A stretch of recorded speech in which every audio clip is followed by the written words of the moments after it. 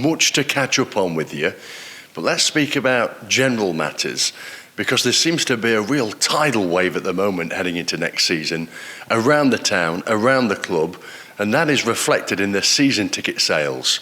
Nobody's ever seen sales like these before. 3,600 as we speak on this Monday morning.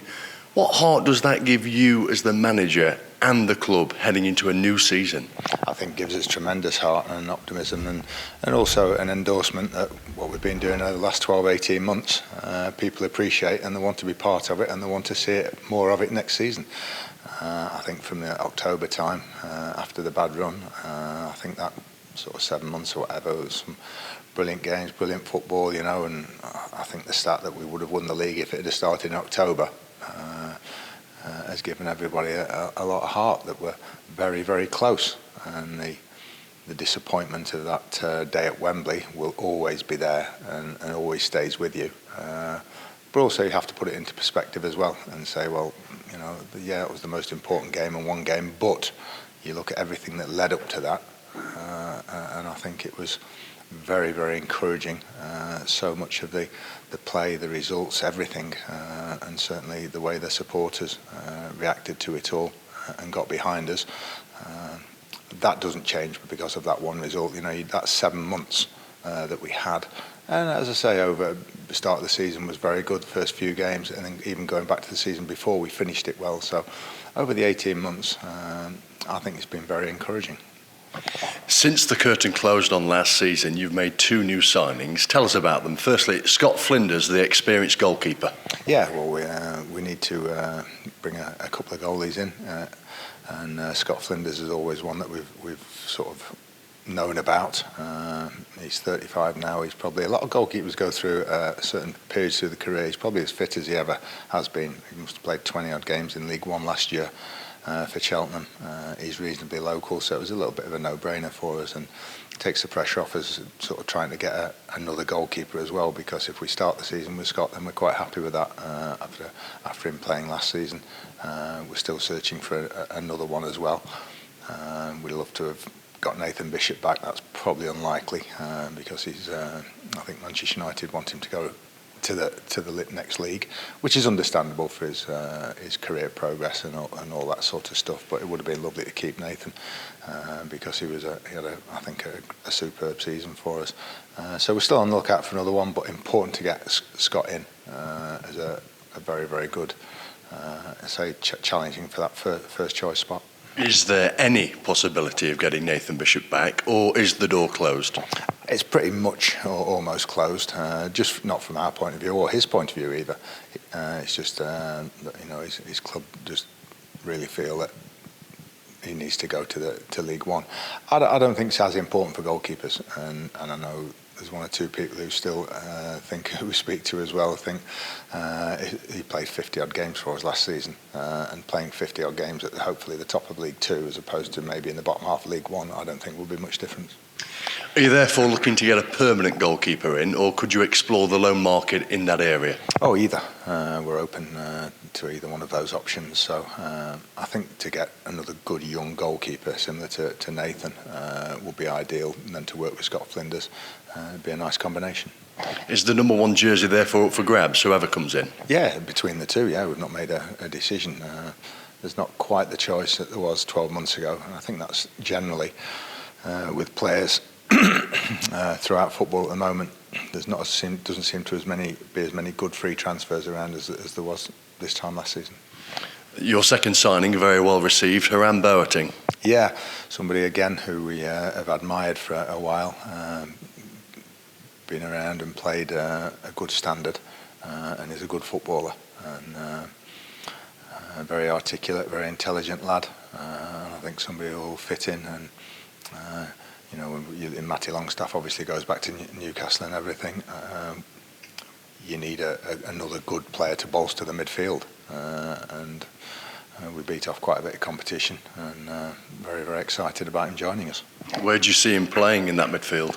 Anywhere he can do. That's the thing. He can do a little bit more of a defensive one, but anywhere across that midfield three, or even a little bit further up at times as well. I think he's just a good footballer who can adapt. But I think, again, we talk about why he's chosen to come to us. People are aware of how well we've done in the last 6-7 months and how we've played as well. It's not just the results, it's how we've played. And that's why you get to attract people like Iran. You mentioned Matty Longstaff there, Nigel. Is he somebody who you might look to re-sign? No, I think that one's be closed. You know, it was a fluke and a freakish sort of one to get somebody like Matty. So, no, I would expect him, if he doesn't stay in the Newcastle squad, then I would think you're talking maybe Championship, you know, or very top of League One. James Perch and Jordan Barry re-signing as well recently. Yeah, important signings as well that they've committed. Jordan for a couple of years and Perchy just for another year. Very, very important that we what we don't like to do is bring 10, 12 players in or something like that. It's a lot to integrate. You have to at certain stages, but once you've got that nucleus of a squad, which we think we've got, then it's just a sort of 4 or 5 coming in and freshening up and just improving the squad in certain areas, and that's what it'll be this season. So, you know, there's no need after the season that we've had to have wholesale changes. It's just a few coming in just to strengthen again. There's always a few going out and 1 or 2, you know. That's inevitable in football. So it's just about getting that balance right. But you've got to keep the you know, the likes of your Jordans and James Perch around, because they're very key players. Just a final word on potential re-signings, if there are any. Give us the latest, if you would. What about Ryan Stirk? Is he somebody you might look to get back in the building? Yeah, once again, we like Ryan an awful lot, and he had a great season. Inevitable that he was going to dip a little bit, which he did towards the end of the season. It was his first full season in league football, but we think he's got an awful lot of potential. Last time I had a conversation with Birmingham, it was a fee involved. And a larger one than we would be willing to pay for him. So he's got a year left at Birmingham. We'll just monitor that situation and see how it goes. And on Friday, Jimmy Knowles signed a 6-month contract. Yeah, well, Jimmy unfortunately got injured when he was up in Scotland, and we're always very keen on, I think it's morally as much as anything, I never get how football clubs can release players when they've got injured, you know, whether under our sort of, when they're under contract to us, whether it's with another club or not on loan. So we keep Jimmy, and he's going to get fit. We hopefully September, October, something like that, and then we'll have a look at him and see what we can do. But the main thing is he's got that time now to get fit, and he's not pressurised in, I've got to get back on the pitch for this date or whatever. You know, he's got 6 months now, which you've given plenty of time. When the retain list was announced, Danny Johnson, the striker, was on the transfer list. Have you had any inquiries for him? Yeah, I think there's been 1 or 2. Nothing concrete enough at the moment, but there's always interest in players like Danny, because he's a good goal scorer. So we just wait and see what happens in the next few weeks. What about new signings, Nigel? Any likely this week? We're trying with... I think we're hopefully just about agreed with Stephen Quinn to stay on another year, which fits in the same category as Jordan and Perchy. They're all getting on a little bit now, especially Perchy and Quinn. But we can't get better than them. They're good players. They played at the highest level. We've talked about them all last season, you know, and there's a reason you only get them at that sort of age, 34, 35 or whatever, is because they've been playing at a much higher level earlier in their careers. But it's great still to have them. So we're hoping to get that one over the line. We've agreed in principle a couple of loans, young players from a Premier League club. So we're just waiting for all that to be ratified. Is it your sole intention to get them in before you go to Scotland, or do you not see it as that significant? Ideally, you'd like that, because we're already on a shortened pre-season. What are we now? Less than 5 weeks to the first game at Salford. So to get them in as soon as possible.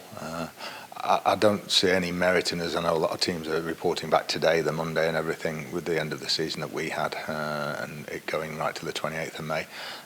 There was no merit in bringing the players back any earlier. We're back in. Some are actually coming in a little bit this week, Monday, Wednesday, but we're all back in Friday.